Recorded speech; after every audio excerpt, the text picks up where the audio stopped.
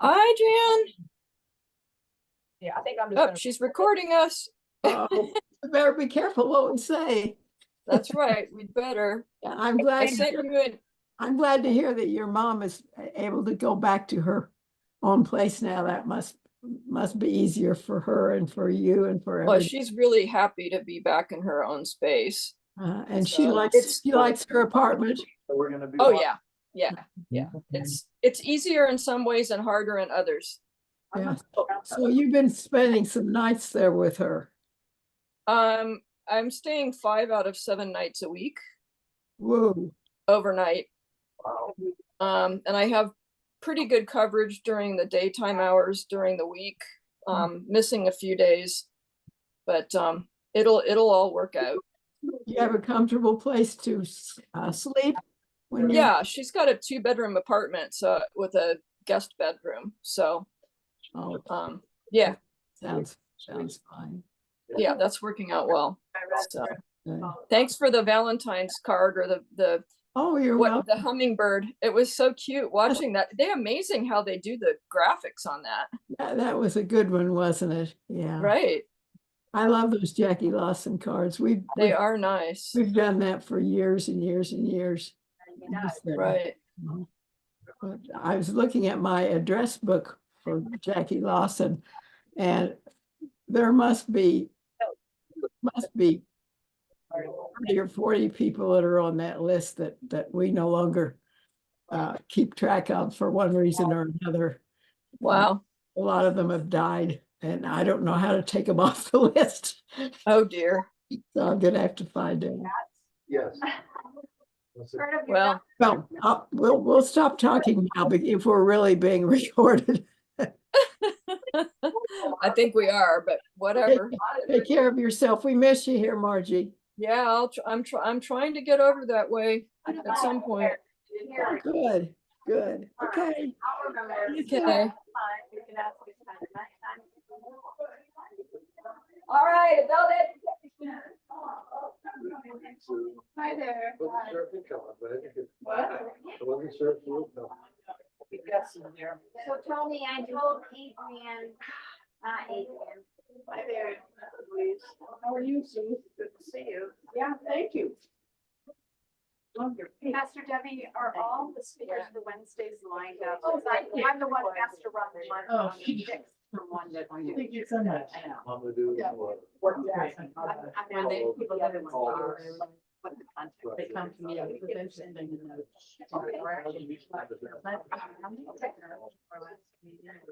I told Will that, you know, okay. That'd be cute. Yeah. So I opened the door and it's him. Oh, Monday's your day off. I said, well, this is the best kind of package. I'm available. Listen, you're over here, Mike, because we're gonna be watching the screen. Oh. So, Maybe Wednesday. Oh, yeah. Yeah. Yeah. Oh. They grabbed the picture. Getting the dog. Hi, Marge and Lynn. I don't know if you can hear me. I can hear you. Can you hear me? Yeah, This is Hey, hi, Bronwyn. so nice to see you both. nice to see you. too. Hey there, sunshine. I feel guilty that we have treats and you don't. Oh, that's not true. I have my coffee, There you go. Hi, Lynn. Hi. but I do miss. I'm sorry. I sure wish I could have, done the transporter job for the pancake brunch last week. Oh, Yeah. here they are. Hi, Joe. Hi, Steve. I mean, you feel.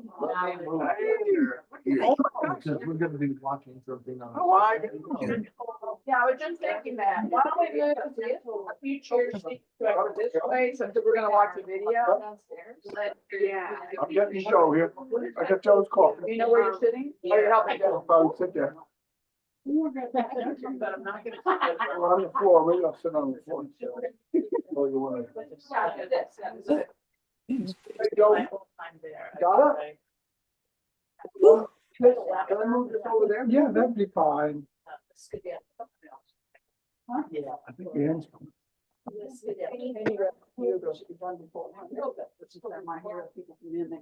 This is so. All right. So, you can hear me well, right? Yes, it's Okay. good. All right, so it's lovely to be back in the library for adult education, and it's feels so different, doesn't it? To actually have to think, oh, do we have room and we need to squeeze in? It feels really different than being out there in the sanctuary where we felt a little, even when we had a good number of us, it already felt sort of small, so. But it's warmer in here. What? It's warmer. It's also warmer, it's comfy, it's cozy, all those lovely things, And so. beautiful. And a reminder, if you haven't looked at them, those are Debbie Allen's, some of her photographs from the Camino. She did the pilgrimage, so you might, again, we haven't been noticing those, but we haven't. I'm looking forward to the meal. So, anybody else? Yeah, You're gonna wanna face. yeah, we're gonna get more kids. Well, I just need to turn this way. I got them. I'm good, how are you? So I want to thank, Y'all can see. and acknowledge Tony, Barb Fry, Debbie Allen, and Edie Regan. And I, from the worship committee, worship and spiritual life committee, have met trying to sort of come up for a plan. What? I'm having trouble hearing, and if we close the door, Yeah. I know it'll get hot, Yeah. we can open the window. Well, in a few minutes, it'll clear out a little bit. Yeah, then we can open it up. We met to make some plans for how to do a Lenten focus this year, and we came up with this idea that we would like to really spend some time, starting today, encourage those who can to participate with these Wednesday midday sessions we're gonna have. Talking about some practices that are ways to deepen our spiritual life. We're going to focus particularly on a form of meditation called centering prayer. But we know that there are different ones of you, including some of the planning group, who use other forms of meditation. So we're going to explore some of that as well. And we're certainly not saying the only way to deepen your life with God is to do centering prayer. I mean, we're First Baptist after all. There's no way we're going to say that. And in fact, as we go along, one of the sessions actually talk more specifically around what are other ways that people find meaningful to deepen their spiritual connection with God. But partly because we have moved over the last several years to trying to have a brief moment of meditation on Sunday mornings, it did feel like it would be really valuable to focus in a little more on what is meditation? And here's at least one way to try to do it. Some of you also participate pretty regularly with the Thursday morning meditation, or you do it on your own. Some of you like me and have a really hard time doing it on your own, but do better with other people. So I am not your role model here. I'm actually very much your fellow student. But there's some really amazing resources on YouTube around learning some of this. And two of the very influential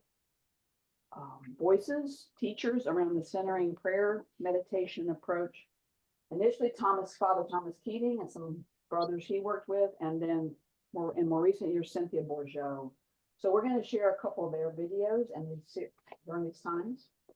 We're going to start with one by Cynthia that we feel like really lays out not just some how to do it, but much more about sort of the understanding behind doing it that I hope you'll find meaningful.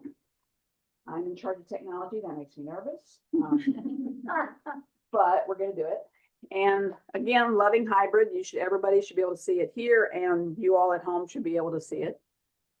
So just to say, Cynthia Bourgeau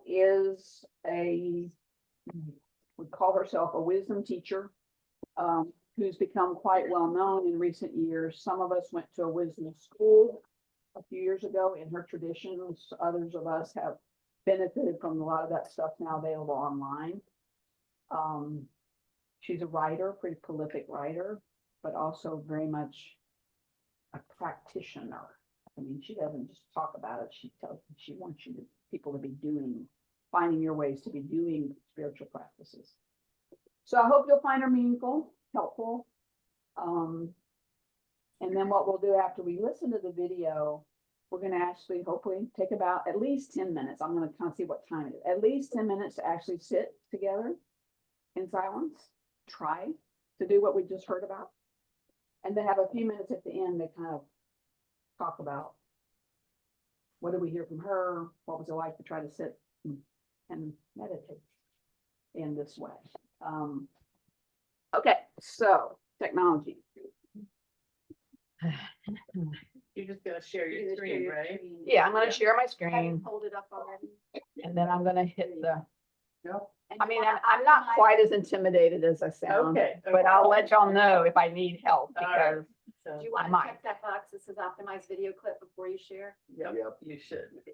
At the bottom Yep, of the there you screen. go. Okay, can I just say that all these voices with my bad ear, it's hard to, so, all right, how's that? Optimized video clip? Perfect. Let's hope this is the right one. I think it is. To begin our day with spiritual practice related to and coming from the heart of one of the great sacred traditions, which are for me like the colors of the rainbow, breaking down and informing the mystery of what the one light is. So today we're in the Christian color of the rainbow. And I would like to share with you a little bit of the time of the practice that's been my stable practice for 25 years now, centering prayer. Some of you, I dare say even probably a majority of you in the room know a little bit about it. But since we've also got a streaming audience and many who don't, I thought I'd begin with a quick and dirty version of what the practice is all about and how to do it. And then we're going to do it for a while with a little bit of sacred chanting to lead into it. So that's the drill. Anyway, centering prayer is a very, very simplified form of meditation in the Christian tradition. It was developed in about the mid-1970s by Father Thomas Keating and a group of his Trappist Catholic monks with the purpose of putting the essence of the Christian tradition of contemplative prayer into a simple meditational form that would be accessible and practicable for people actually living busy lives out in the world. So you didn't have to commit yourself to become an inmate at a monastery for the rest of your life in order to have access to the experiential treasures of the Christian contemplative tradition.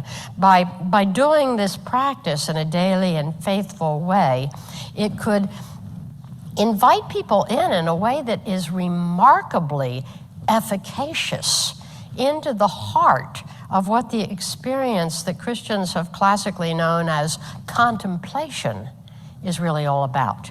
You can get a taste of it, and that taste can transform your life.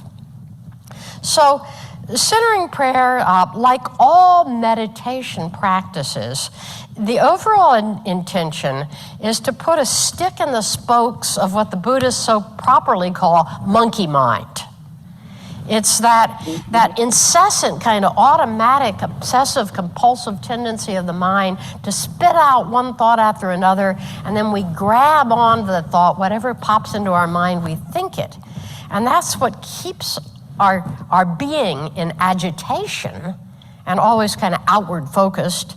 And it also, it keeps us upset, and it also cements our identity with our small self. It's the one that's having all these thoughts, doing all these things, it's that kind of self. So it keeps us locked like a little squirrel cage, in a level of being which is less powerful and less profound than all the traditions know is actually accessible to human beings. So like all meditation practices, it cuts through that surface. But what makes centering prayer a little bit innovative amongst the families of meditations is that most meditation practices, particularly beginning meditation practices, do their cutting through monkey mind on the front end by giving the mind something really simple to focus on or focus in, like following your breath or saying a mantra, so that the mind doesn't have that tendency to veer off into thinking in the first place, because it's got an already a steady sort of pedal point for its attention. Centering prayer isn't like that. It realizes that thinking is part of the normal sort of organic function of the organism of a human being. Thoughts are going to come. And that when you try to push them away, you energize them, because energy flows where attention goes, and if you're resisting thinking, that's what you're doing. You're in resistance. So rather than trying to stop thinking, resist thinking, push thinking away, quiet it down, it gives you a very simple method for just releasing thinking once you notice you're engaged with it, once you notice you've gotten caught up in that squirrel cage again. So it's a practice that works on the back end. Now, a thought in centering prayer is defined as anything that brings your attention to a focal point. So it could be an idea, yeah. It could be a message. It could be a voice from God. It could also be an itch on your nose or a neon light buzzing. If it calls your attention so you start focusing on and thinking of it, that's a thought. And the instruction in centering prayer is to just let it go. Now, a little bit of a talk on letting go. You just let it go. So somebody asked me a question at a retreat the other day. He said, what's letting go? I don't understand what letting go is. Well, letting go is really kind of obvious when you look at it. It's like, yep, you just open your hand and the thing falls out. We should do it where it's louder. There.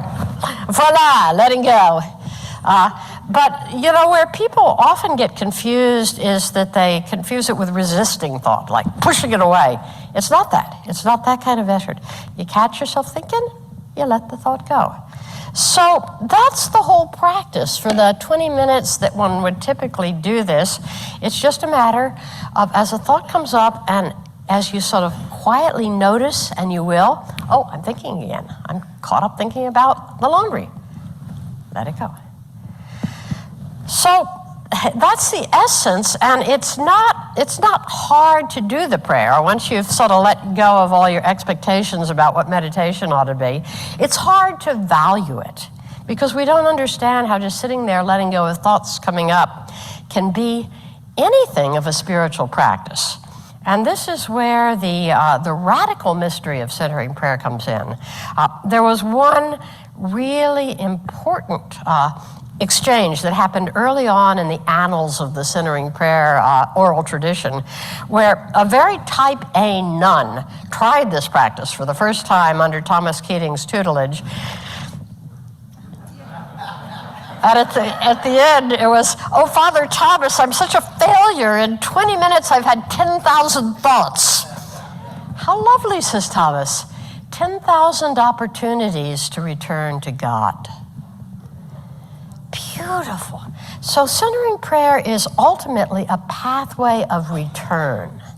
It understands that thinking is normal, particularly for us overstimulated Westerners, but every time we're able to let go of the thought, it's a pathway of return and opening to something deeper. So the work is done there.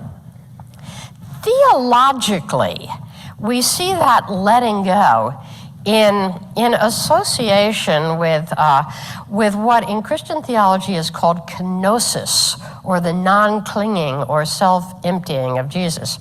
Letting go is a non-clinging practice, right? All you Buddhists can see that. So every time we do this, every time we let go of even a little thought, what am I having for lunch today? It's in solidarity with this overall core practice of Jesus, of letting go, letting go, letting go, non-clinging, non-identifying, non-entitlement, which is at the heart of the Christian path. It's in solidarity with putting on the mind of Christ. But we've also discovered that neurologically, there's some very interesting things that as we move our mind from fixed on a thought to this drop, which is actually measurable on the fMRI and other machines, there is an actual sort of physiological thing that happens that models and enfleshes what the Eastern Orthodox tradition has called putting the mind in the heart, which entrains the rhythms of the brain to the field of the heart. So they become one object of perception, of organization, of being in the world. And we're going to see when I come back and talk this afternoon how that intuition, the mind must be in the heart, is the key to practicing compassion in a way that moves beyond ego identification and activism and do-goodism.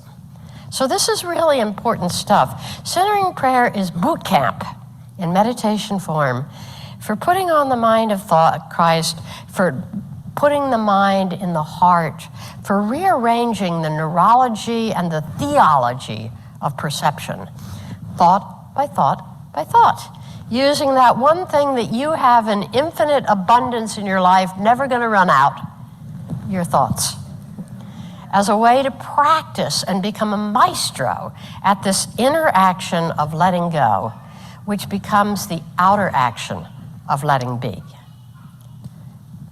So simple 3-point instruction.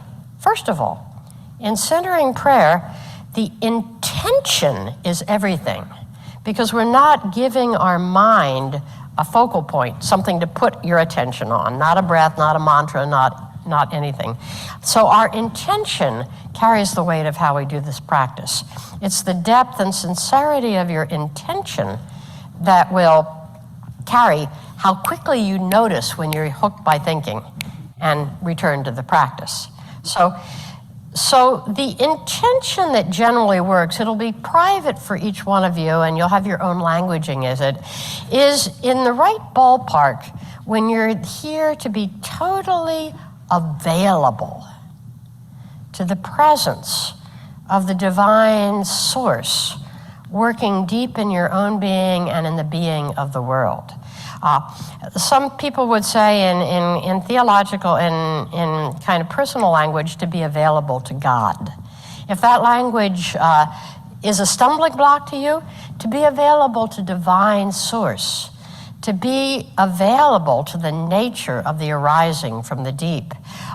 This icon behind me is a classic kind of Christian icon of the Trinity, which pictures God, Father, Son, Holy Spirit, if you want to call it that, as a field of interdependent arising, bound by fellowship and hospitality.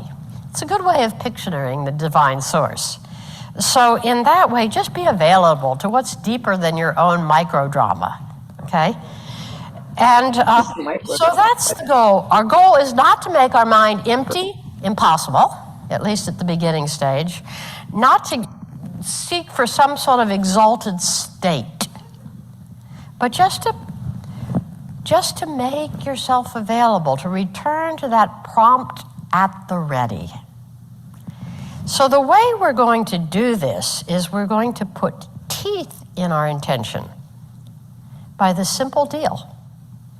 When you catch yourself thinking, you let the thought go. That's the deal we're going to do, So if you get in there and you find all of a sudden, well, why am I thinking about which session I want to attend?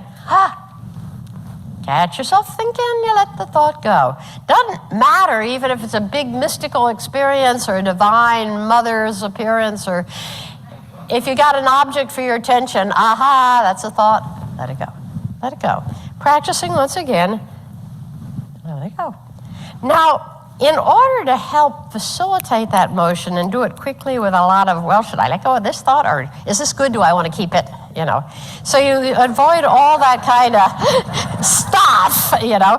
What we tend to do in centering prayer, particularly as we start the practice, is to use something called a sacred word as a point of reference. It's a word you choose, or you ask the Spirit or your inner guide or holy wisdom to help you choose it, that stands for your willingness to do this deal. Catch yourself thinking, let the thought go. It's like a little piece of red string tied around your finger that reminds you, oh yeah, I was going to be here, I was going to sit in the presence of God, I was going to make myself available. So it brings you back to remember your core intention. Again, it's a mnemonic device.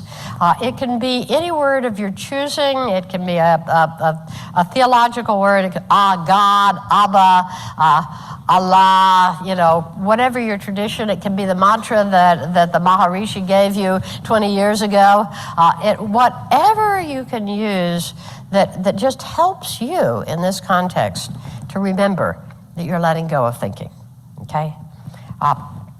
I like to say to people, no, it's not a mantra. It doesn't replace your sacred word. What it does is it's more like a windshield wiper. It just flicks the screen clear. So you don't start thinking about your word. You just let it do its work and get back into that opening, remembering that it is actually the moment of letting go that does the work in this prayer. It's not the state you get to after you let go. It's the actual perfecting of this action that is what this prayer is all about, and what you will begin to discover carries you deeper and deeper into a whole new world of heartful perception and changed behavior around this new identity. So that's the spiel, you know, basically, and now we're going to sit down and practice this prayer for about 15 minutes, okay? And I'd like to lead into it, if we can, by inviting you all to collect yourselves individually and collectively as we participate together in this entry chant. The word comes out of Psalm 46. It's one sentence: be still and know that I am God. But every time we chant it, we're going to take one word. We have a choice. Do we want to chant with Cynthia or do we want to chant with ourselves? Thoughts? I think maybe in here. I saw. Can you all online hear me? Yes. Okay. Yeah, Okay. Good. sort of. Now can you hear me? Yeah, if you stand closer to the microphone, it's better. Okay. So let's just take a minute first. I want to ask, does anybody have a question or clarifying anything you want to raise before we experience it?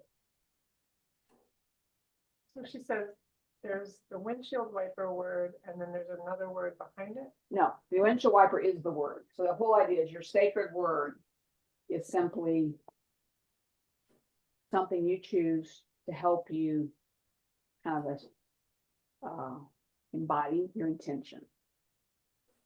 And it could be a word. Actually, for myself, it's more of a orienting. When for me, it's more like just I kind of refocus toward my heart. I'm just gonna, okay. So, but the word is a way to help yourself just kind of let go. Let go whatever's come up and just come back. Are you leaving or just letting us have air? Taking mercy. What? Taking mercy. Okay. It probably is quieter out here. Yes. People kind of overly warm. Yes. I'm confident. Where's all the sleep? Yeah, I know. This room gets really toasty. What if that's gonna be true with the new system? We'll find out. Who would like to leave to be still and know?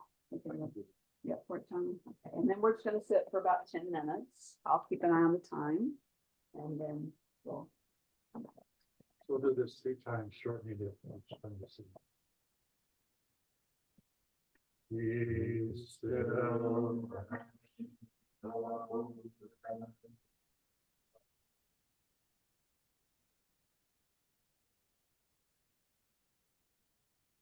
Be still.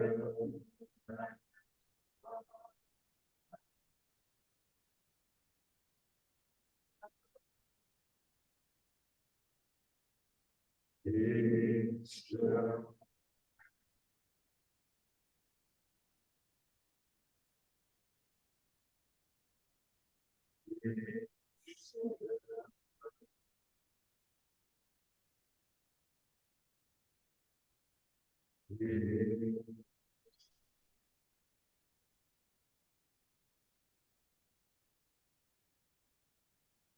Be still.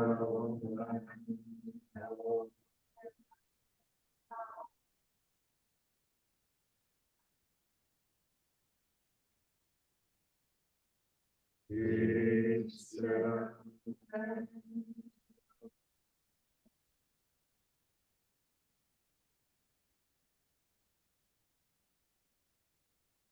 Be still.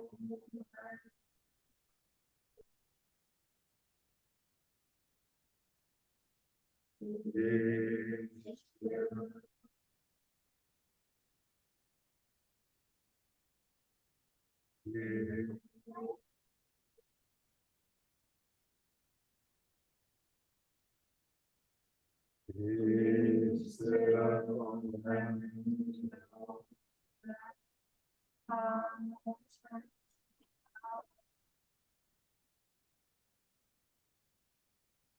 Be still.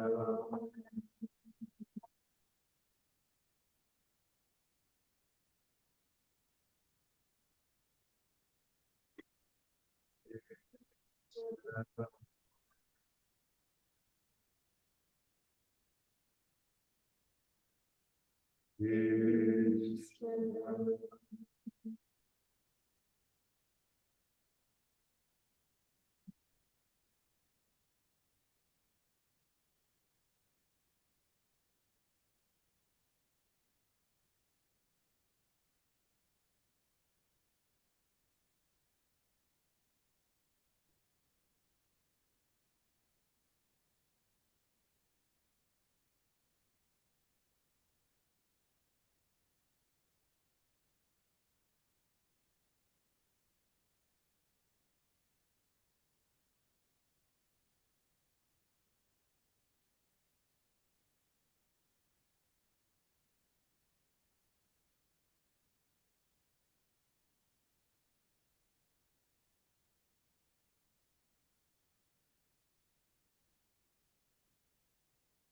Come in.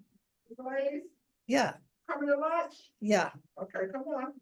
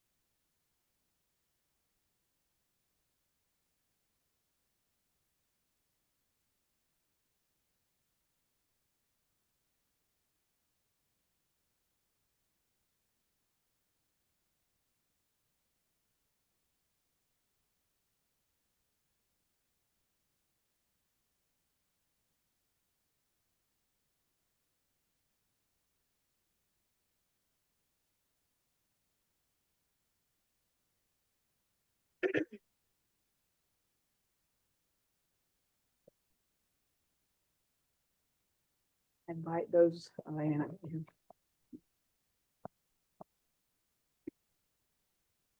can you hear me on Zoom?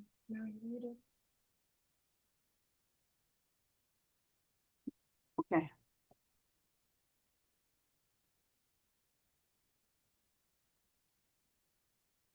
So I invite us to a few minutes of sharing, either from what you heard in the video from Cynthia, or anything about what your experience of trying being entering prayer practice for a few minutes, what that was like for you. It's open. I felt good, especially considering with my ADHD, I was able to focus on the mantra that we did.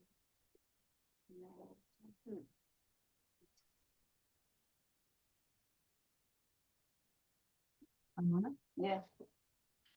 Yeah, I like to do meditation, but hardly have time to find the time to do it. And it was a really great experience. The thoughts were racing, but I was always like the work. I was coming back to the work again and again.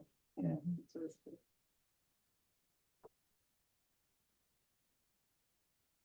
And the word I chose was peace. Yeah.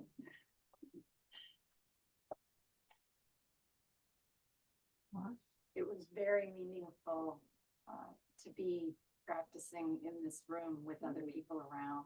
I find it a tremendous support for the focus and the people on Zoom also, that sense of community that they're sharing this experience together. Margie has her hand up. Margie? Unmute. You're muted. Sorry, I didn't want you to hear all the sounds in my house. That's it was just humorous to me to observe my. Sorry. There we go. Gotcha now. Oh, it was humorous to me to observe how often my mind latched on to sounds. You know, the washing machine's going, Tom's fixing lunch. So it just kind of, it's like, okay, but I really like Cynthia Bourgeau's thing about, you know, not beating yourself up over the fact that your mind is bouncing around like that. So that's a good reminder to just sort of relax and just let it be. So.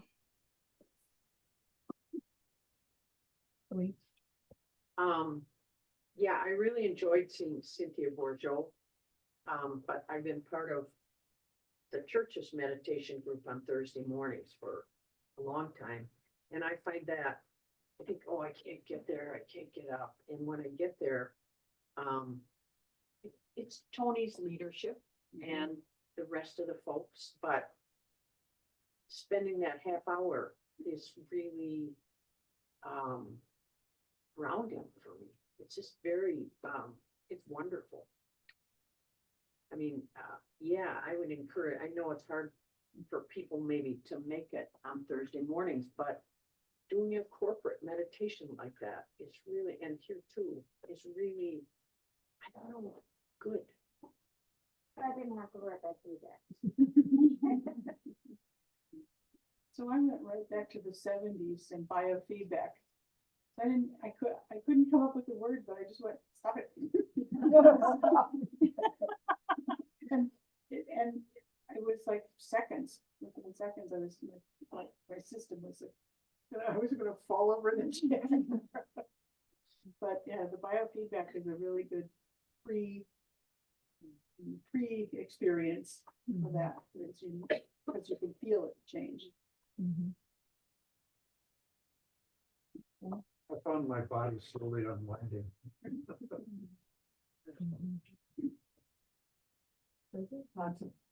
don't know what you were talking about, Shella. I've been living in the 1970s for 45 years. And the twice daily practice of transcendental meditation is a profound experience in letting it go and taking it as it comes. And sometimes, like now, my mind was just filled with a tremendous amount of thoughts, let go, just Cynthia saying, let it go. And then, because the mind gets so settled down, it's very important for me to take 2 or 3 minutes after you're finished doing it to just stop thinking the thought, the mantra, which is a vehicle for going deeper. And it's a great ride that you get the benefits from in your other times during the day. So thank you. Well, and I actually noticed one thing. I at some point I noticed that it smelled like the coffee was burning. I was like, you don't have to do anything about that. I think what Jesse just said is very important, that we do this intentionally at a certain time during the day, but it's a practice that it's available to us anytime through the day. You know, when we start ruminating about things, obsessing, whatever we do, we often get caught up in that micro drama that she talks about. And I love the image of just seeing the drop that mallet. It is the simplest thing in the world, and yet we always think we have to do something. It's about not doing it. It's about releasing. And actually, for me, it was actually just a visual thing. It was just, Exactly. Yeah. It's almost like that triggers the ability. yeah. Follow up on that, there's a book that I read written by a Buddhist author, and the title is Opening the Hand of Thought. Ah. I find that very helpful. Yeah. One thing she says that I find really helpful is the whole, like, if you're not trying to get to a certain state. Right. So you're not trying to get a result. I mean, that's just really helpful for me. That it's about just the intention and the doing, and because I always feel like I'm not doing meditation well. Well, there's no well, Exactly. right? Exactly. There is no well. Yeah, there's no success or not success, No, none of that, you know, no, so that, I just have heard that better recently watching these videos and stuff as we've been really ready for this. And one of these sessions we're also going to watch Father Keating, and his feel when he talks about it, it's just so light and you know, okay, return to God. I have 2,000 opportunities. I don't know, it's just that, just the unhooking from the sense that I'm supposed to get somewhere for the process is really helpful. I don't know if this is too tangential, but on the Thursday morning thing, we do a physical, we start with a physical body prayer, and that is the part that really clears, for me, kind of an entry into the space, or whatever you call it. For those who'd like to know more about that, we'll do it this coming Wednesday. Yeah, so Wednesday session, Tony's gonna take the lead and that will include body prayer. Yeah. 12:30. Yeah. Wednesday. There's also a way of combining the words, be still and know that I am God, with the body prayer, and integrating the two, that I find really meaningful. So it's just another way of preparing for that time. I do. Well, I was doing, not new kind of, I was intentionally taking deeper breaths, which made me focus on that, which released everything else. And I have to say that recently, I would say, I've been sleeping very well. And one of the things I do, we all think about what the day was or some issue. And I will intentionally take deeper breaths, which I was doing, you know, and it does drop. And then that helps, obviously, for me. So that dropping of, I do, and I can feel that, but I do use deeper breaths. And also when I'm walking, we walk quite a bit. When I get to a point where I start, I begin to take deeper breaths. Keep going. I think breathing has a lot to do with I think breathing like you're describing is sort of the most basic form of body prayer, right?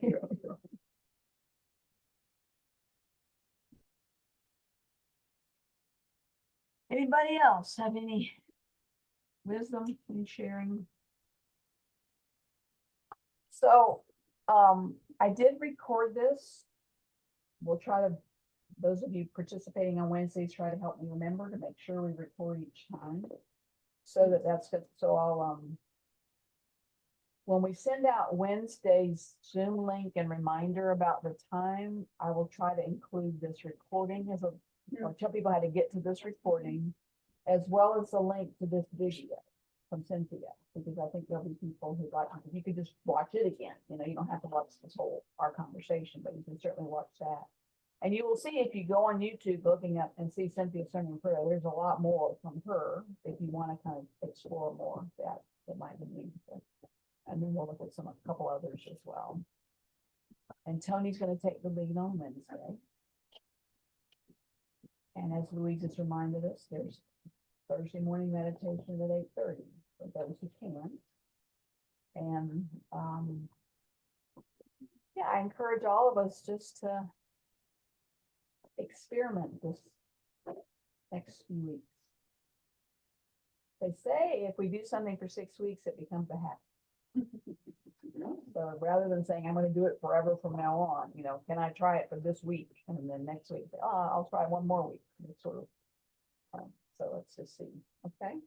Thank you. Thank you. Thank you all. Thank you to everyone. Thank you, everyone. Let us go in peace. Thank you. Have a Thank great you week. for being with us. Have a good week. Yeah, you too. Get your patient.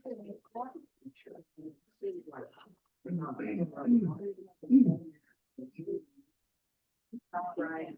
Yeah. Same place. Yeah. I got the call already.